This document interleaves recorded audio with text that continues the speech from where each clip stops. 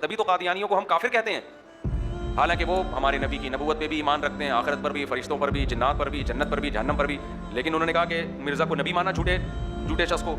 سارے علماء کا متفقہ فتویٰ ہے کہ بھائی قادیانیہ کو اسلام سے کوئی تعلق نہیں۔ تو ایسے اب لوگوں نے یہ تو کہا ہے کہ اسلام سے کسی کو نکالو، نہیں نکالو، لیکن اسلام میں آنے کے لیے بھی کچھ شرطیں ہیں۔ کوئی خود ہی نکل رہا ہے تو ہم نہیں نکال رہے اس کو، وہ خود ہی عقیدے شرکیہ کر کے اگر نکل گیا ہے تو ہم تو بتائیں گے بھائی جس کے یہ عقیدے ہیں وہ اسلام سے کیا ہے، خارج ہے۔ تبھی تو قادیانیوں کو ہم کافر کہتے ہیں، حالانکہ وہ ہمارے نبی کی نبوت پہ بھی ایمان رکھتے ہیں، آخرت پر بھی، فرشتوں پر بھی، جنات پر بھی، جنت پر بھی، جہنم پر بھی، لیکن انہوں نے کہا کہ مرزا کو نبی مانا جھوٹے شخص کو۔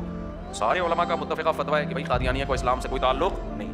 تو ایسے ہی ختم نبوت کا انکار کرنے سے جیسے انسان کافر ہوتا ہے، ایسے ہی شرکیہ عقیدہ رکھنے سے بھی انسان کافر ہو جاتا ہے۔ کوئی اللہ کے نبی کو حاضر ناظر، مشکل کشا، حاجت روا مانے اور یہ کہ اللہ نے آپ کو بھی اختیارات دے رکھے ہیں، یہ تو بالکل وہی شرک ہے جو نبی کے دور میں ہوا کرتا تھا، جو بتوں کے بارے میں وہ عقیدہ رکھتے تھے۔ تو اس لیے ہاں، اس میں جلد بازی جائز نہیں ہے، جس حد تک تعویل ممکن ہے اس کی تعویل کی جائے گی۔